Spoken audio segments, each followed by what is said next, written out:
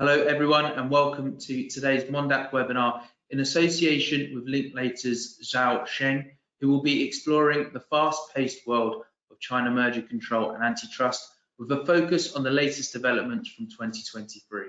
My name is Dan Sampaio and I'm joined by a brilliant panel to take us through today's discussion. Arthur Peng is a partner of the competition antitrust practice of Zhao Sheng, Linklaters' joint operation firm in China. Arthur has extensive experience in advising multinational and Chinese clients on all aspects of competition and antitrust matters, including highly complicated merger filings, such as the China filing of Microsoft Activision Blizzard and Intel SK Hynix, investigation and litigations such as ByteDance Tencent, as well as compliance matters. Qi Liao is a partner co-heading the competition and antitrust practice of Zhao Sheng. With over 15 years of dedicated experience, Qi has represented a wide range of multinational and Chinese companies on multi-jurisdictional merger filings, antitrust investigations, foreign investment control, and EU foreign subsidies regulation. He has a wealth of experience advising clients from fund and financial sponsors, healthcare, consumer goods, energy, mining, transport, and other sectors. Now, before I hand over to our panel to begin today's webinar, a housekeeping item. You can submit questions to our panel by typing them into the questions pane of the toolbar on the right-hand side of your page, and the panel will endeavour to answer as many as possible during our Q&A session. It's now my pleasure to hand you over to Arthur and Qi to begin. Thank you. Thank you very much, Dan, and thank you to the others at Mondac. And we're very pleased to have this opportunity to present together with Mondac the fascinating developments in anti-monopoly law or merger control antitrust, specifically over 2023, and also the future trends in this session. And with many thanks to Dan for the introduction. So who we are Linklaters Zhao Sheng. So Linklaters, as many of you would know, is one of the best firms in the world with global expertise and network, with significant presence in all major jurisdictions and acting for all types of clients. And Zhao Sheng is a China joint operation firm of Linklaters in China, and that allows us to combine the global quality and expertise of Linklaters with the ability to act for clients directly in front of the regulators in China. And we are ranked band 1 by Chain Best and Legal 500, and we cover all aspects of Chinese anti-monopoly law, merger control, antitrust, etc., etc. So without further self-introduction, maybe we can jump into the topics. Next slide, please. So what we are going to discuss today is primarily two aspects, or maybe three, and also who we are. The two aspects are China merger control and China conduct enforcement. We'll obviously focus on merger control, but would also give some highlight to the developments primarily relevant to our overseas audience on the antitrust or conduct enforcement side. So merger control, a lot has happened with the stop the clock mechanism being used, the new turnover threshold just recently being in effect, and the calling power and actual cases, and also litigations on the conduct enforcement side, such as those against actions overseas but sued in a Chinese court, which we'll come to towards the end of the session. So that's the topic for today, and if you have any questions, as Dan said in the beginning, please do type them in, and we will discuss them or discuss those questions at the end of the session. So that's the topics as a quick overview. If we go to the next slide. Yeah, and then the next one. So this is the China merger control section. And my colleague Xi and myself will just switch from time to time to make sure you're not bored with either one of us.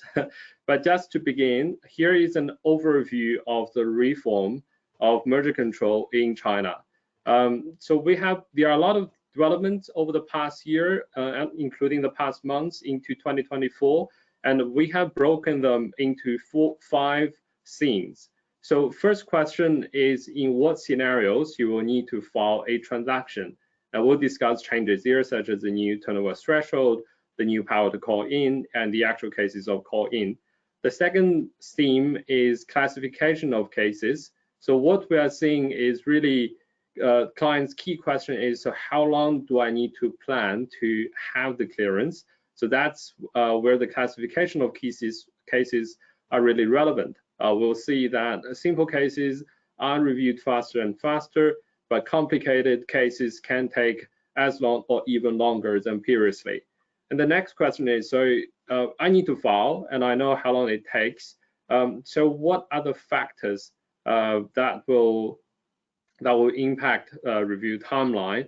So that goes to the next two themes, the efforts of the authority to improve efficiency, but also to review complicated cases thoroughly, and also the very China-specific unique factors in substantive review. I'm sure many of you would know that China's merger control regime is largely modeled on the European framework, but after now 16 years of enforcement, China has really developed its own way of analyzing merger control cases, although sharing also many other similarities with the other jurisdictions.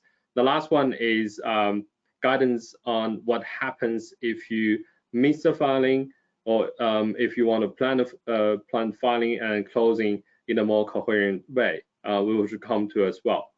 So that's the 5 themes we're going to talk about in the merger control section. If we go to next slide. So before we jump into the nitty-gritty details of the substantive topics, maybe just a quick refresher here, or maybe a quick overview for those who are more familiar or less familiar with the China merger control regime.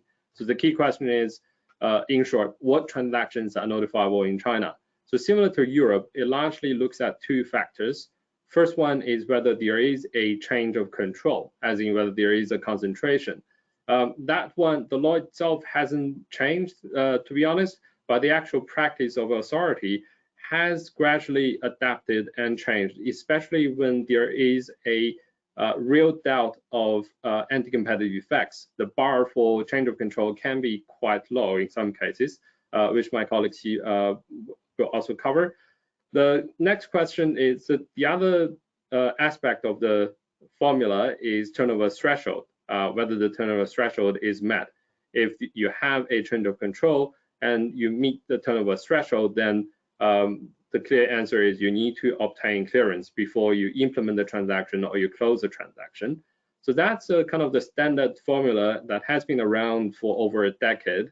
What has been added now as well is if the transaction is below the threshold, is that really safe? The authority now has power to call a transaction in if the authority believes the transaction is likely to have anti-competitive effect.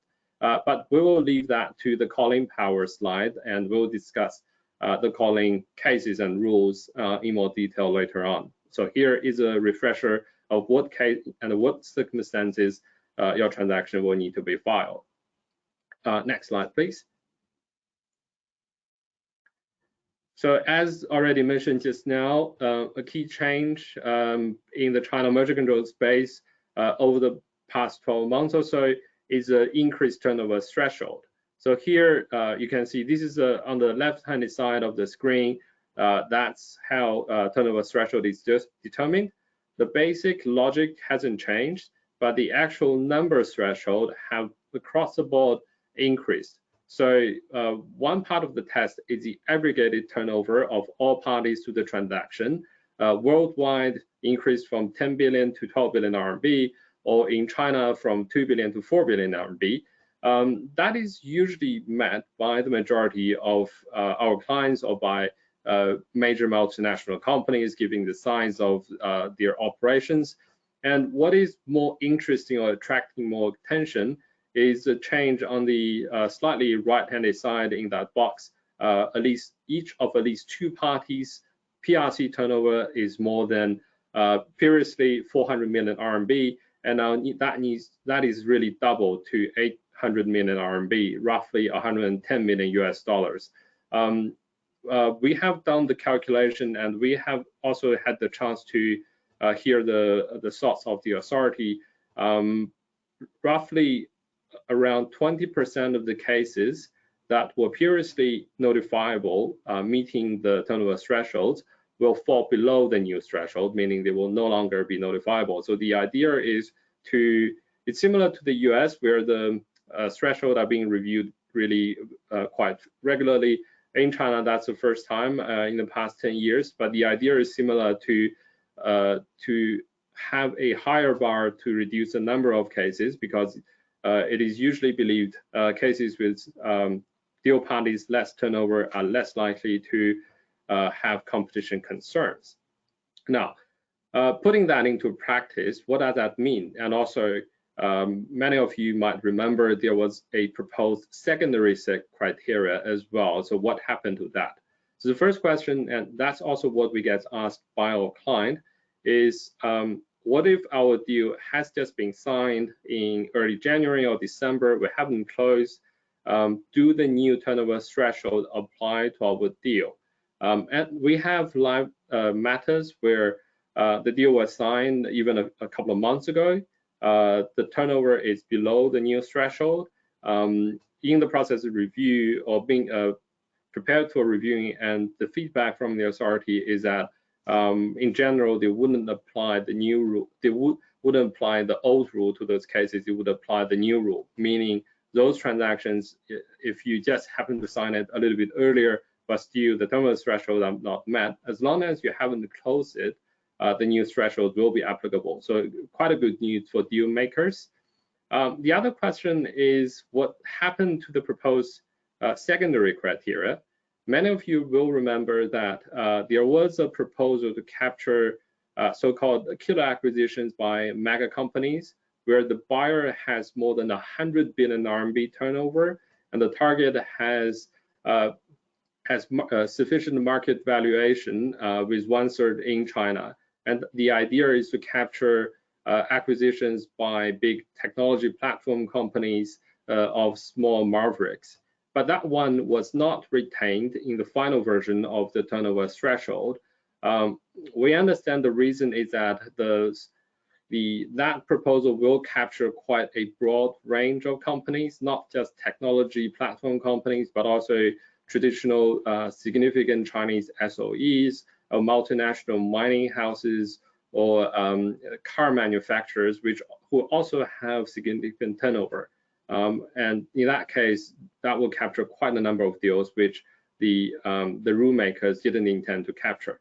But does that mean if you acquire a small startup that has a really promising future but just not yet enough turnover, is that safe now under the new rules? And the answer to that is Summer still has a calling power, which we'll discuss in the next page, please. So calling power, we have mentioned the name quite a few times, and I suppose many of you will have become quite curious what it really is. Calling in China is quite similar to Article 22 in Europe, where Summer has the power to proactively require deal parties to file a transaction if Summer believes the transaction is likely to have anti-competitive effects, even though that deal is below the threshold. So short answer to the question we just raised now is, even if you are acquiring a target below the turnover threshold, that doesn't really mean you are 100% safe in terms of China merger control. That's different to potential perceptions previously, where the authority really just didn't look into cases below the turnover threshold. What happens now is that the authority will be monitoring market, will be looking at potential third-party complaints and gathering information on new transactions, where a larger company might be acquiring a smaller company below the turnover threshold. So what would happen in that case? So first one is, if Summer has a reasonable or preliminary doubt as to potential anti-competitive effects, Summer will verify with the deal parties, send a questionnaire, ask for information on the transaction, substantive analysis, and after reviewing that, Summer may decide to issue a notice to file. That formal notice has significant implications, because if you don't receive that, you don't really have an obligation to suspend closing. But if you receive such notice, closing cannot happen until you have Summer's clearance. So if you do receive a notice, you need to make the filing. And because the bar for initiating this formal process is actually quite high, you might actually need to be prepared or be anticipating the potential need to negotiate remedies, meaning a quite long process down the road, which my colleague Xi will cover in a short while.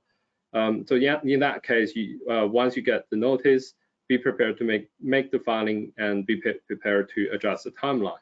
So with that as a context, how do you plan the closing if you are really acquiring a small-ish target, promising future, not enough turnover? It's going to be a case-by-case, quite detailed analysis, but in short, you should look at how promising it is, whether it means a future of the technology development, for example, prepare substantive analysis, and have defenses ready if there are verification questions from summer on whether the deal is likely to be anti-competitive. And if you can answer those questions to summer satisfaction, you will not get a notice to file. And before you have a notice to file, you don't have legal obligation to suspend closing. So as long as you have sufficient defenses, you can consider already proceed to closing. On the other hand, what we haven't mentioned is the calling power also applies to transactions that have already closed. And in that case, summer can ask the deal parties to take temporary measures to restore competition to avoid further implications or harms to competition. That will be deal specific, but if you have those kind of borderline scenarios that you might be concerned with receiving a notice even post-closing, our suggestion would be to engage a good lawyer and make sufficient preparation beforehand, because post-closing measures potentially could include whole separate, and that could be quite damaging to the business synergies. Now, if we go to an actual example, next page, please. One question we often receive from our client is, are there any actual cases where calling power has been used? Because it's quite new, it's quite scary, and it's quite complicated. And there has been one public case already, and we, in particular, Xi has handled another case a little bit similar, where the authority really goes the extra mile to look at transactions that may or may not actually meet the technical threshold. So this case here, the public case, Simtier and Taobishi, is a case where the parties, especially the target, wouldn't meet the threshold, but the decision said they notified voluntarily, but we understood likely they were quote unquote requested by the authority to file. In the end, the transaction was cleared with remedies, and quite creative behavior remedies. Our peers or counterparts in Europe or in the States might be a little bit surprised by how flexible these behavior remedies can be, which my colleagues will also cover in a few seconds.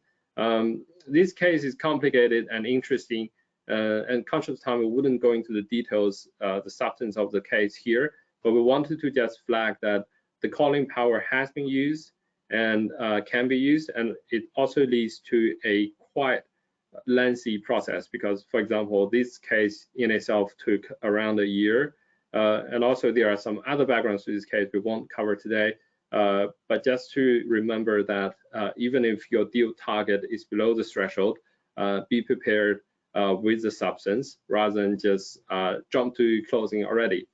Next page. So I think we have covered in what cases you need to file. And the next question is, how long would the actual review take? And with that, I'll hand over to my colleague Xi to guide you through this topic. Thank you, Arthur. The question of timeline is something that deal party usually care about. That's something that they will consider when they plan a deal upfront. For China, we are seeing two very different checks. On the one hand, there's this simplified procedure, which has proved very effective in terms of reducing delay. On average, it takes some less than 3 weeks to clear a case under the simplified procedure. this is the average day for both summer at the central level as well as the 5 regional offices which have been empowered to review merger cases.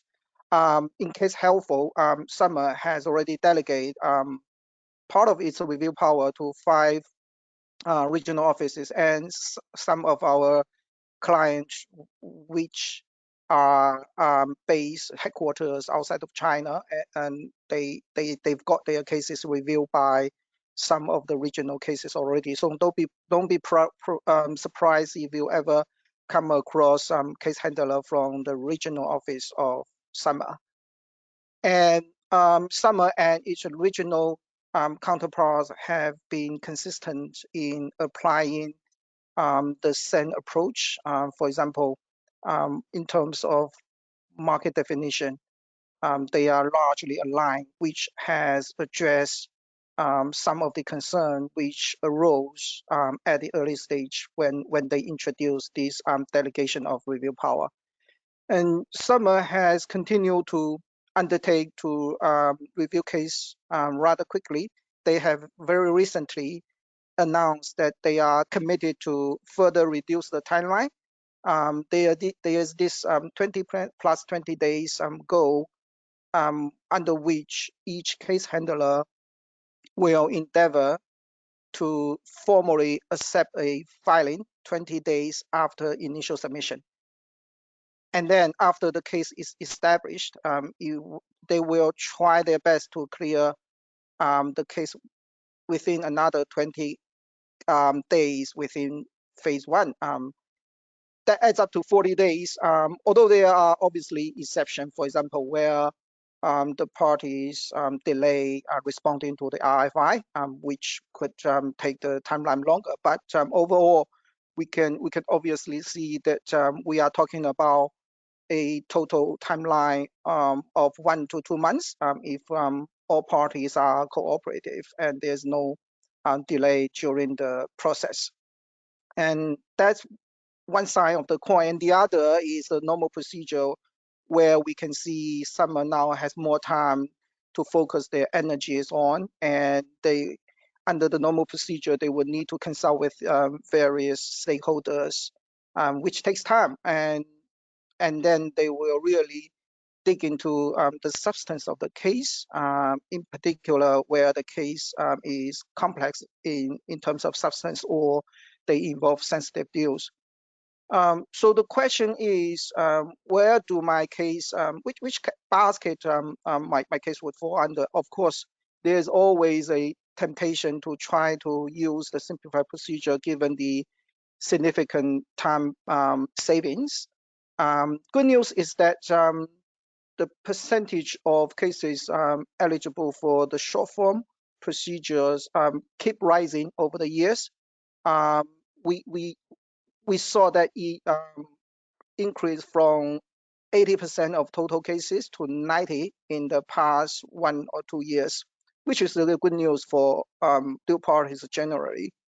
But be careful that when your case is borderline and it is not entirely clear whether it should fall under the simplified procedure or normal procedure, please be prudent, because Summer has great discretion to take a borderline case to the normal procedure rather than giving the benefit of the simplified procedure. So in such situation, it would be helpful to plan for different scenarios, just in case that our case would need to go under the normal procedure. So talking about normal procedure, if we look at the next slide, please. We have seen that those complex deals still underwent a very lengthy process, ranging from like 8 or 9 months to more than a year. This has been the case for all the remedy case in the year of 2023. As you can see that in all phases from the pre-acceptance to phase 1, phase 2, phase 3, summer has used up all of the statutory period, and the total durations extend into several months or even a year longer. So this again confirms that there are two different rules. If the case is complex, then it is always helpful to plan earlier and to budget additional time for the overall due timetable. We can explore a bit further in the next slide, please. On this slide, we can see that given the very lengthy slide durations for complex cases, and traditionally parties try to pull and refile the case after phase 3 expire to buy extra time for review, in particular when they need more time to discuss remedy proposals. And there have been calls that the pull and refile has been very time consuming, and then stop the clock should be introduced in line with the global trend. And Summer did that in 2022 when they amend the anti-monopoly law. Stop the clock was introduced, and from then on we can see from the chart that stop the clock have gradually replacing the use of the traditional pull and refile. But the question is, are due parties better off under the stop the clock? Well, we can see that previously we have this pull and refile, and then there's a case in the middle, which is Korean Air and Asiana Airlines. This case is unfortunate in the sense that it experienced both pull and refile and then stop the clock, and the party end up with having the longest review period ever in history. And after that, we have 3 cases where Summer stopped the clock and the party didn't need to pull and refile. But by the looks of it, the overall timeline haven't shortened and haven't changed really that much. So there remains a question mark whether stop the clock is just a change in the form, and it does not necessarily brings in more predictability for the whole process, review process, or for the due parties. Something we need to continue to monitor, and only time will tell what it will looks like going forward. Yeah, sorry, I might also jump in here. Thank you, Xi, very much. I think another question we often receive from our clients is, so how can we try to get the timeline a little bit more manageable, even though we have to stop the clock? I think what we have seen in actual cases is that when the authority needs more time, they might send you a quite complicated, lengthy, and difficult RFI where responding will really take the efforts to kind of move the earth. Some deal parties are hesitant to provide that information, and that changes the dynamics in deal negotiations and review timelines. So that could be an angle window to try to manage the timetable. The other scenario that stop the clock is used quite often is remedy negotiation. And that negotiation is a bilateral process where if the deal party acts more quickly to provide additional revised enhanced remedy proposals, they might be able to move the review a little bit quicker. And also it depends on third-party feedbacks, as in impacts on industry policy, etc., which I'll probably just hand over back to Xi to talk about in the slides to follow. Thank you, Xi. Yep. If you look at the next slide, So the question is, after summer takes on a filing, how it will conduct its review of the case. There are some features that due parties are advised to look out for when they come across summer. First of all, I alluded earlier that good news about simplified procedure is that it can be very quick, which is obviously a good news. Bear in mind that summer would expect mutual efforts from the parties, which means that it's not simply a tick the box exercise for filing parties. Rather, parties would need to be very engaging throughout the process.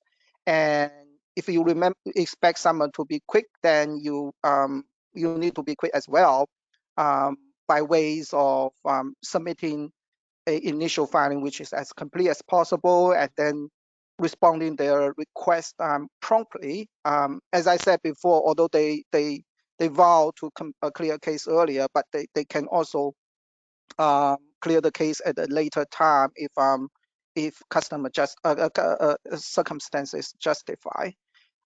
And in case helpful, the China review process operate in a model which is kind of similar to the EU, but with less flexibility, in the sense that it adopts a front-loading approach, i.e., it requires quite a lot of a good deal of information from the due party, and then it delves into it to make sure that the case indeed is eligible for the simple procedure, and then parties can expect quick clearance under the simplified procedure.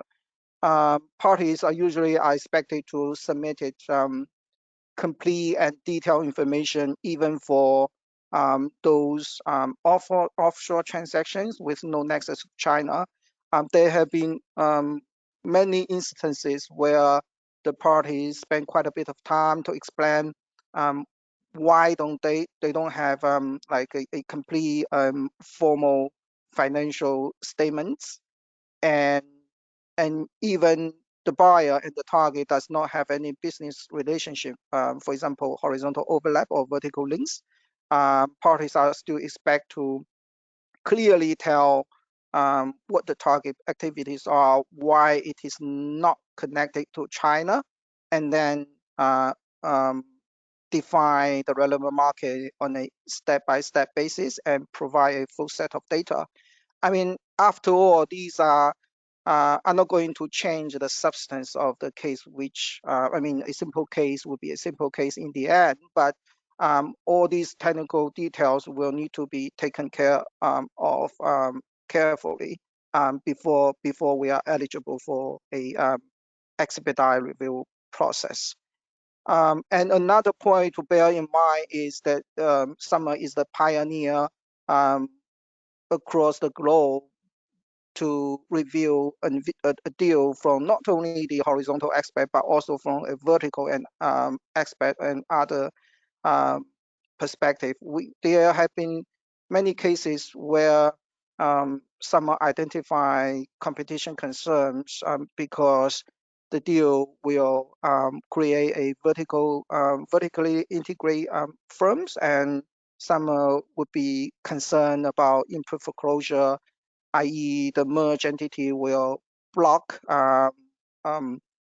input access to input to downstream competitor, or the other way around, the customer foreclosure. They are also very interested in whether the dual parties business have a neighboring relationship, and on that basis, whether there's any potential for the merged entity to bundle different products from the merging parties post-transaction to the detriment of customers.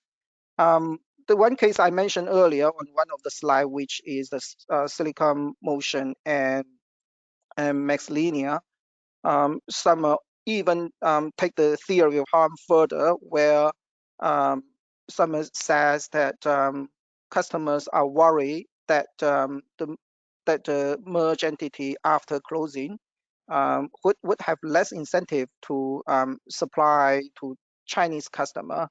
Although if we look at the case in more detail, there was no horizontal overlap, vertical links, or other neighboring relationship between the buy side and the target. But still, some consider that the incentive of the merged entity could change post-closing without any meaningful business relationship between the two sides. And also, one interesting feature of Summers review is that it is expressly authorized under the law to consider a transaction's impact on national economic development other than on competition in the market. This means that Summer almost always will need to consult with various stakeholders during its review under the normal procedure. They don't need to do that under the simplified procedure, but for normal cases, they would almost always need to do that. And stakeholders means a different group of people in different cases. Usually it would include trade associations and industry regulator, and sometimes customer and competitors. This exercise is usually called market testing. First of all, it takes time. Even for those competitively neutral cases, it still takes time, which in part explain the lengthy process we mentioned earlier. And second, this means that there is always a risk that some concern from stakeholders, even they are not purely competition based, even they are driven by industrial policy considerations, could still complicate Summer's review process. Although it would not necessarily turn a benign case to a problematic case, but it could, during the market testing process, could amplify the competition issues which already exist in the case.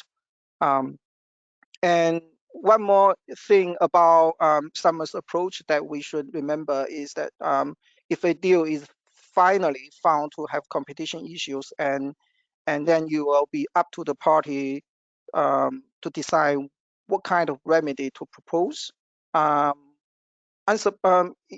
Summer has a reputation of being more receptive and flexible in terms of accepting behavioral remedies from proposed by the parties.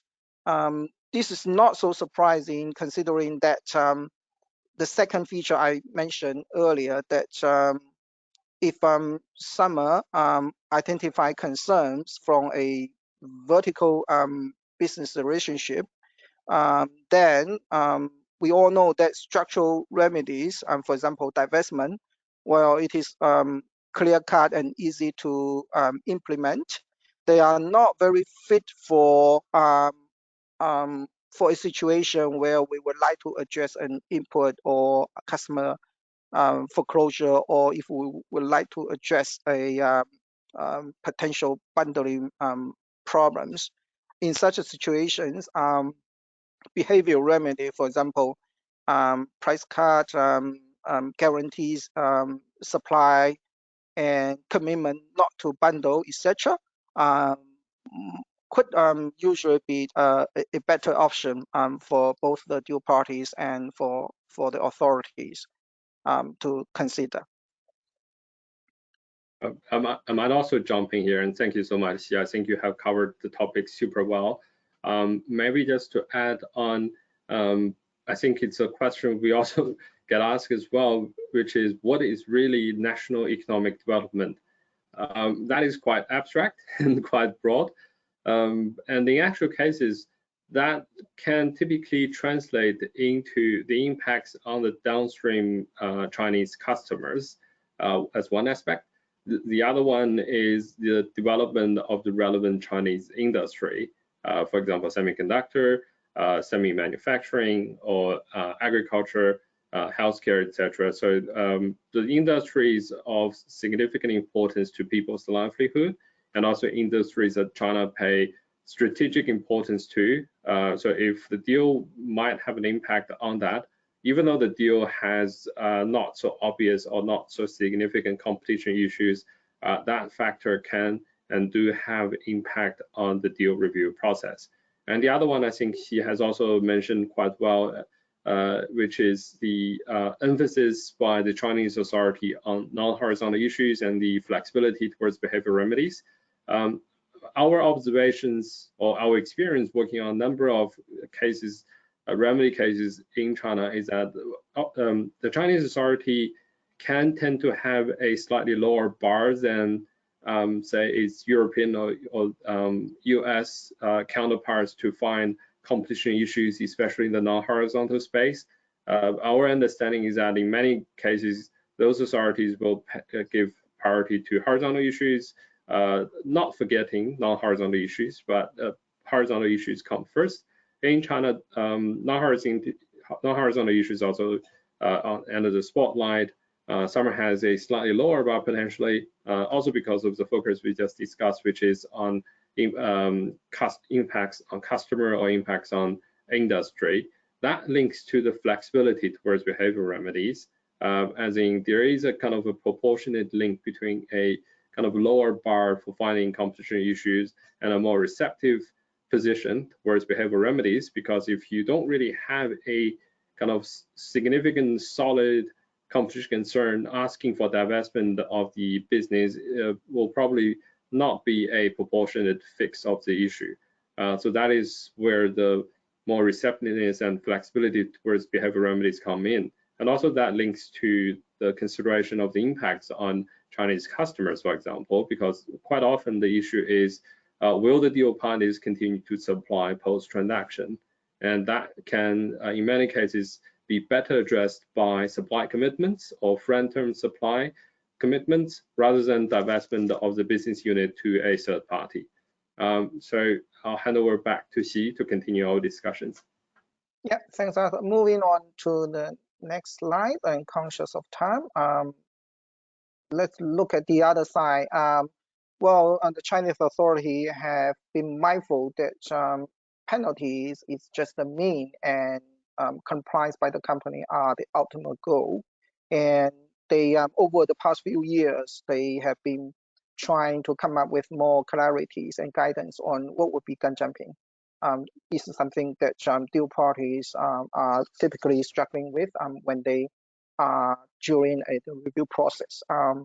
Summer has said that gun jumping can take various forms. It does not necessarily mean early closing. It can take other forms, which is more subtle. For example, an early appointment of senior management of the target and other kinds of involvement in the target's decision making. Exchange of sensitive information, which information exchange take place in a deal context, but it could sometimes give rise to gun jumping concerns if they are not handled properly.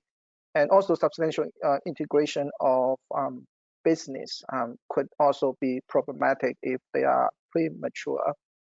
Overall, these sends a signal to deal parties that it would be very helpful to remain vigilant to the sort of like dealings and engagement between the two sides before clearance is attained and the deal is closed. Some generally accepted risk mitigation measures, for example, having a clean team in place and review any pre-closing integration plan are also our recommendation here to mitigate the risk of gun jumping.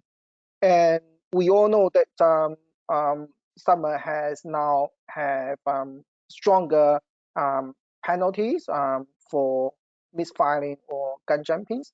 Essentially, even a deal did not have any competition and concern at all, which would be the case for most of the transactions.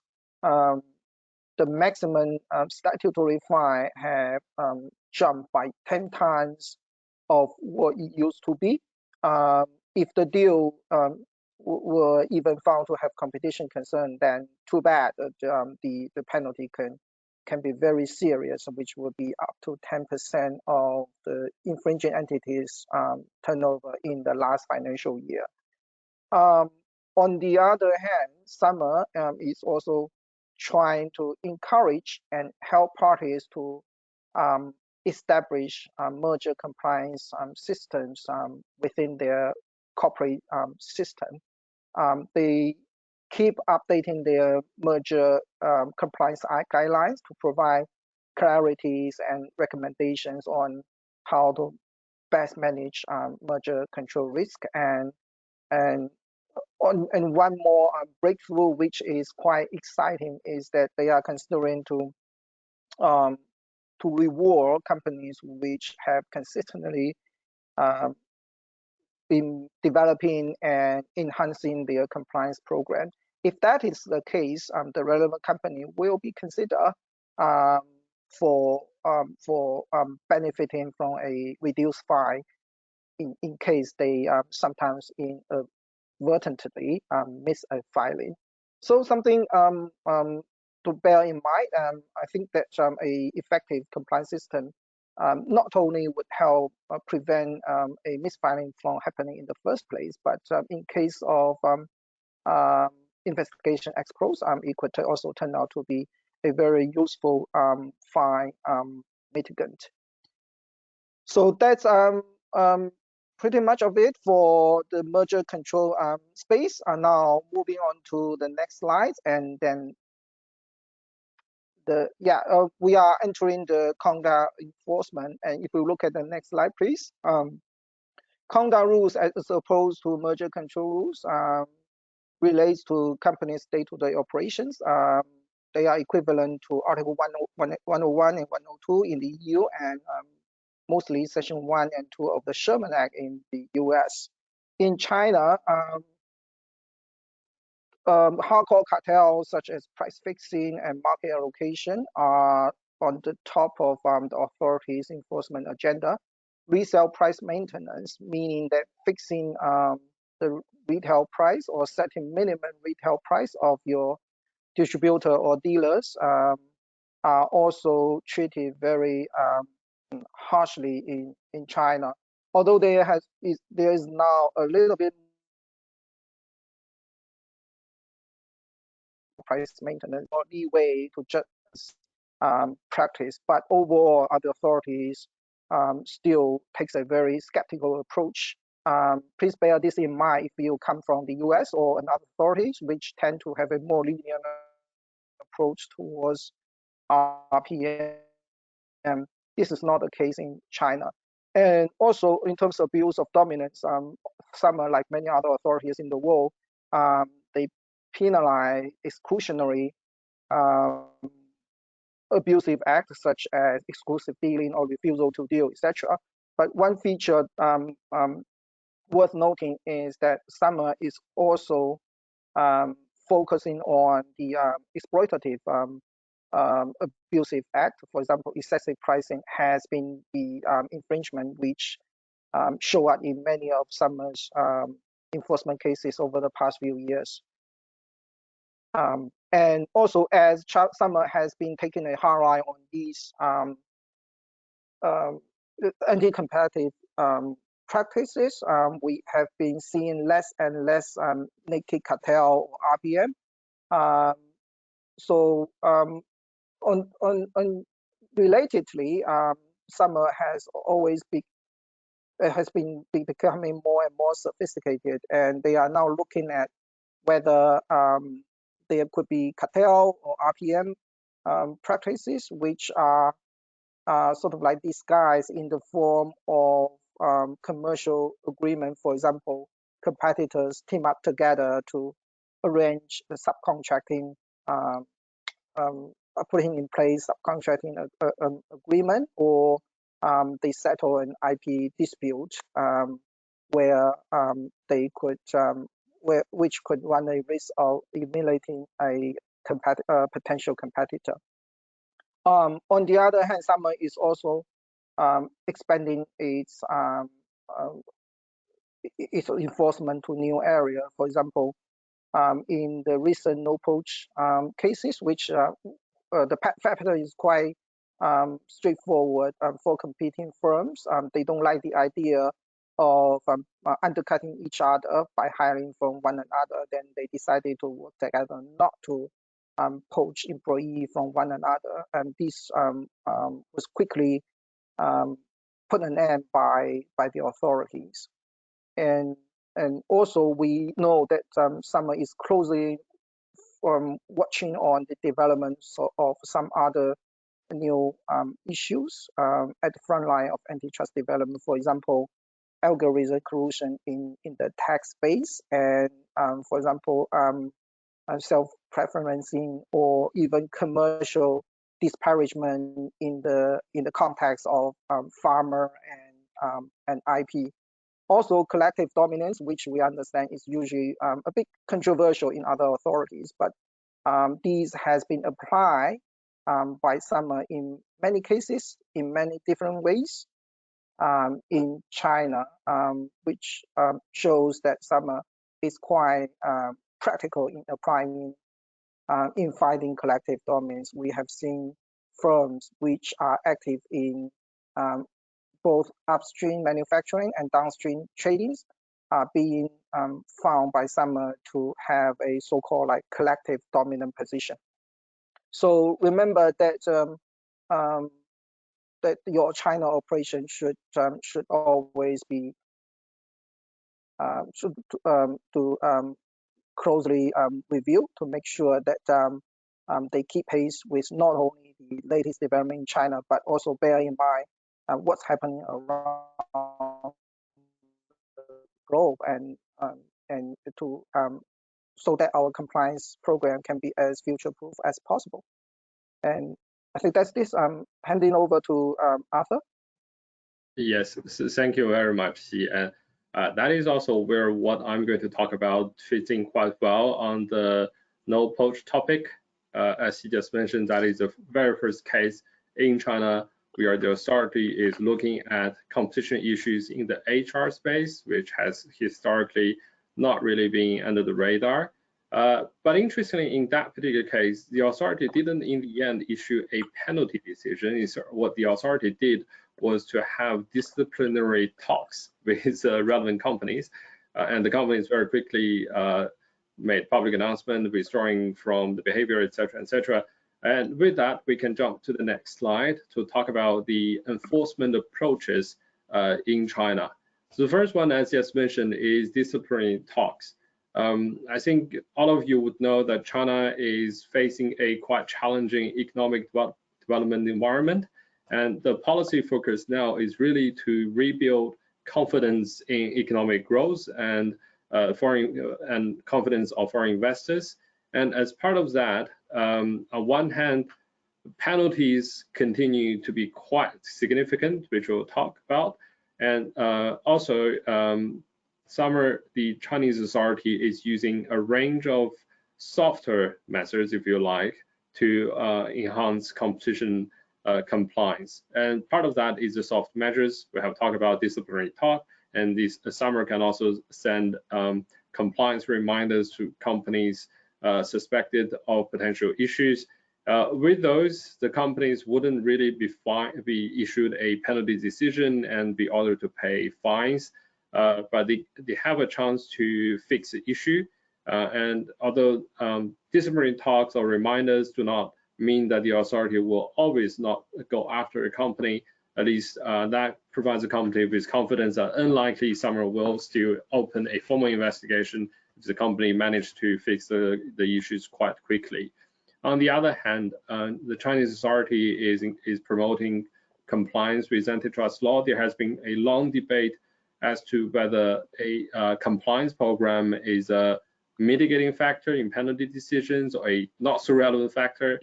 And the challenge there is, if you do have an effective compliance program, why would you still have some employees of the company engaged in cartel, for example?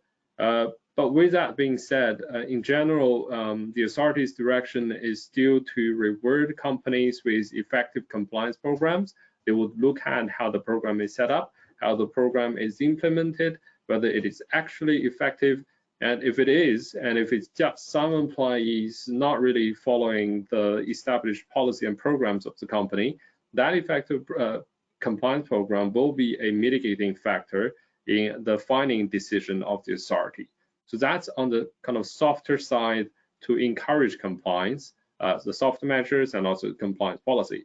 On the other hand is the harsher measures, if you like, which is on one hand is total turnover rather than effective turnover at the base. What that means is that the Chinese way of calculating fines in antitrust cases is the turnover multiplied by 1 to 10%. And the turnover in that context historically was effective turnover, like in Europe, for example. But the established approach of the authority in recent years is to use the total turnover of the company in China. What that means is, for example, if a company has 5 business units in China, only one of them is involved in cartel, the turnover from all 5 business units will be used to calculate the fine. So that means a huge figure potentially. And also the multiplier in severe cases, which we wouldn't get into details today. The other part of the calculation is confiscation of illegal gains. So in some cases, if the party, for example, engaged in excessive pricing, where they charge too high, then the authority may also order the company to pay back the extra portion they earned from the illegal conduct. So in the end, adding together the total turnover-based fine and also the confiscation of illegal gains, the final figure for companies will be a huge one. So with that, the authority is trying to establish a system where, on one hand, if you really do compliance work effectively and take the chance to fix any issues, then you will not face a penalty or you face a lighter penalty. On the other hand, if the company is not doing so good, they could face a very severe fine. So that's on the enforcement side. I think we're running short of time, so let's jump to the next page, quickly cover litigation. Very interesting topics as well, but we're only going to mention a couple of key developments over the past year. First one is the Chinese court has been increasingly proactive in adjudicating antitrust cases, even including cases that have not been initially brought as antitrust claims. For example, in an IP settlement case, the court in the end decided the IP settlement agreement was not valid because the agreement went too far and effectively became a market allocation cartel. So that's one example. The other example of the Chinese court's proactiveness is there is a case brought in Guangzhou of China by a Chinese plaintiff, a small merchandise seller, against Amazon, and that's against Amazon Europe for delisting the Chinese sellers' products on the Amazon EU platform.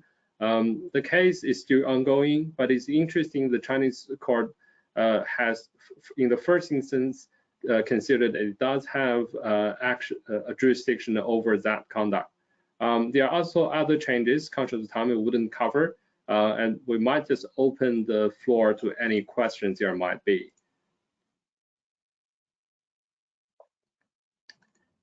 Okay, maybe one question for me, or maybe for Xi, is transaction documents for merger filings. That one is, can we use a term sheet to make the filing if we're short on time and just want to get the clearance very quickly?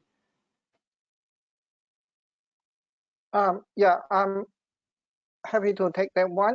In brief, some generally cares about due certainty. They would hesitate to review a case which is filed based on like typical preliminary transaction documents such as term sheet.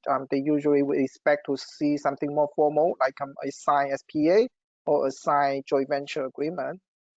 But there can be situation which is not which is more borderline. For example, if you have something which is less full-fledged than a SPA, but still looks rather formal, for example, a framework agreement, then there is scope to file on the basis of such what we call like interim documents.